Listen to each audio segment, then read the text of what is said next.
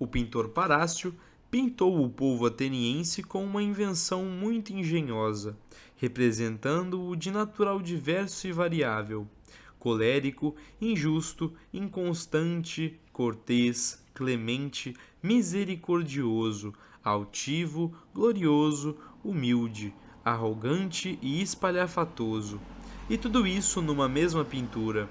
Mas eu, cara Filoteia, quisera meter em teu coração a riqueza juntamente com a pobreza, um grande cuidado e um grande desprezo pelas coisas temporais.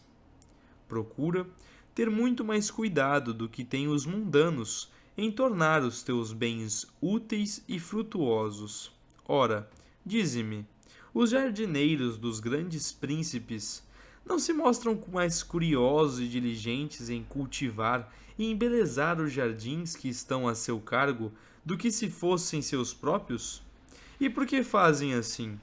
Sem dúvida, porque consideram esses jardins como os jardins dos príncipes e dos reis, os quais desejam tornar-se agradáveis por estes serviços.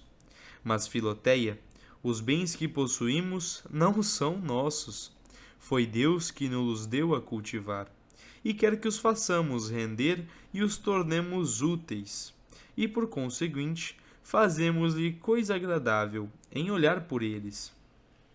É, porém, preciso que seja um cuidado maior e mais sólido do que os que têm os mundanos pelos seus bens, porque esses não trabalham senão por amor de si mesmos, e nós devemos trabalhar por amor de Deus. Ora, como o amor de si mesmo é um amor inquieto, violento, cheio de ansiedade e turbulento, assim também o cuidado que se tem por ele é cheio de desassossego, de aflição, de inquietação. E como o amor de Deus é suave, aprazível e tranquilo, assim, o cuidado que dele procede, embora seja pelos bens do mundo, é amigável, doce e gracioso.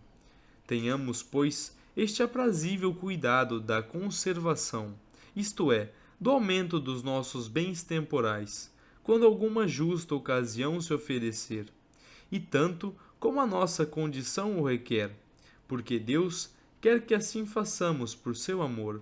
Mas olha bem, que o amor próprio não te engane, porque às vezes imita tão bem o amor de Deus que se pode dizer que é o mesmo.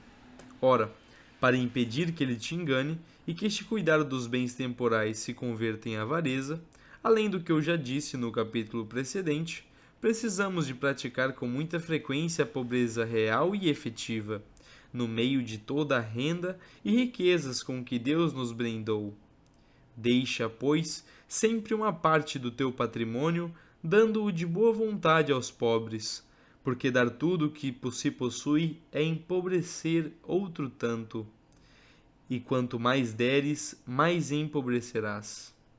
Verdade é que Deus te dará novamente, não só no outro mundo, mas neste, porque nada há que se faça prosperar tanto temporalmente como a esmola, mas enquanto esperas que Deus te restitua, ficarás empobrecida nisso. Ó santa e rica pobreza, a que se consegue dando esmolas. Ama os pobres e a pobreza, porque por este amor te tornarás deveras pobre, pois como diz a Santa Escritura, nós somos feitos como as coisas que amamos. O amor torna iguais os amantes. Quem está enfermo, diz São Paulo, sem que eu esteja enfermo. Ele podia também dizer, quem é pobre sem que eu seja pobre com ele? Porque o amor o fazia ser como aqueles a quem amava. Se amas, pois, os pobres, participarás verdadeiramente da sua pobreza, e serás pobre como eles. Ora, amando os pobres, mete-se com frequência no meio deles, folga de vê-los em tua casa, e de os visitar na sua.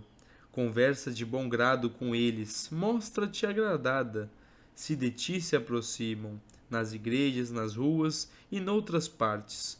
Sê com eles pobre de língua, falando-lhes como sua companheira, mas sê rica de mãos, repartindo-lhes dos teus bens como mais rica que és.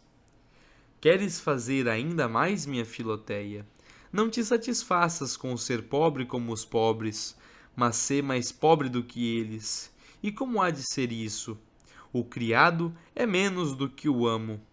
Torna-te, pois, criada dos pobres. Vai servi-los nas suas camas quando estão doentes.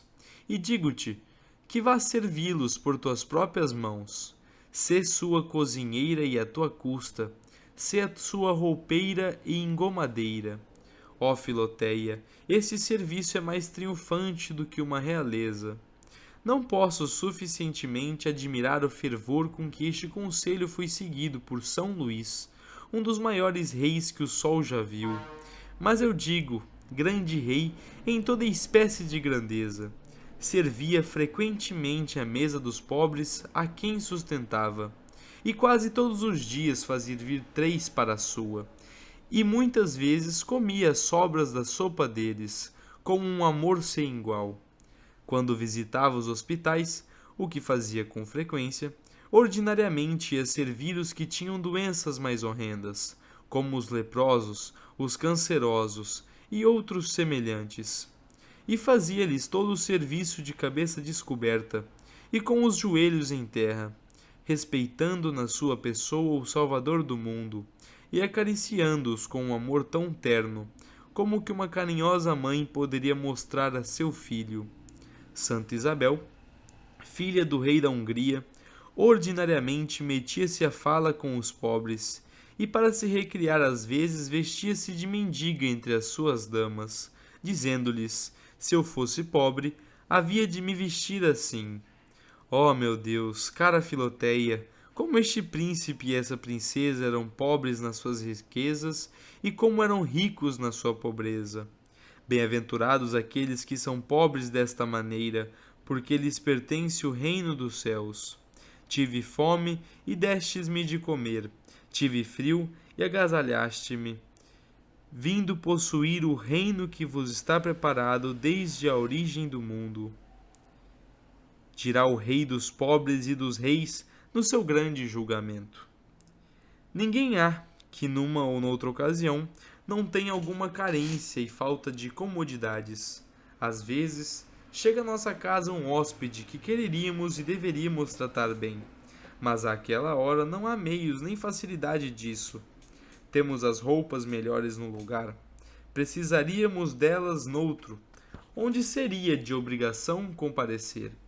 Acontece que todos os vinhos da adega estão estragados e vencidos, e não ficam senão os maus e novos. Estamos na aldeia, em alguma estalagem, onde tudo falta e não há camas nem quarto, nem mesa, nem quem nos sirva. Numa palavra, é fácil ter muitas vezes necessidade de alguma coisa, por muito rico que se seja. Ora, isto é, ser na realidade pobre do que nos falta. Filoteia, dá-te por feliz com estes contratempos. Aceita-os de bom grado, sofre-os alegremente. Quando te sobrevierem inconvenientes que te empobreçam em muito ou em pouco, como ocasionam os temporais, os incêndios, as inundações, as secas, os roubos, as demandas. É essa a verdadeira estação e ocasião de praticar a pobreza, recebendo com mansidão estas diminuições de haveres e acomodando-te paciente e constantemente a este empobrecimento. Esaú apresentou-se a seu pai com as mãos todas cobertas de pelo, e Jacó fez o mesmo. Mas como o pelo que estava nas mãos de Jacó não aderia à sua pele, mas às suas luvas, podiam tirar-lhe o pelo sem o ofender nem esfolar. Pelo contrário, como o pelo das mãos de Esaú estava pegado à sua pele, que ele tinha toda cabeluda, quem tentasse arrancar-lhe havia de causar-lhe grandes dores. E ele gritaria a valer e se defenderia com todas as forças. Quando os bens estão pegados ao coração, se o temporal, o ladrão, o demandista nos arrancam uma parte deles, que queixas, que inquietações, que impaciências. Mas quando só temos dos bens o cuidado, que Deus quer que tenhamos e não os temos pegados ao coração, não perderemos o conhecimento nem o sossego, ainda que nos privem deles. E é esta a diferença que há quanto ao vestido entre os animais e os homens, porque o dos animais está pegado à sua carne, e o dos homens sobreposto, de modo que podem pô-lo e tirá-lo quando querem.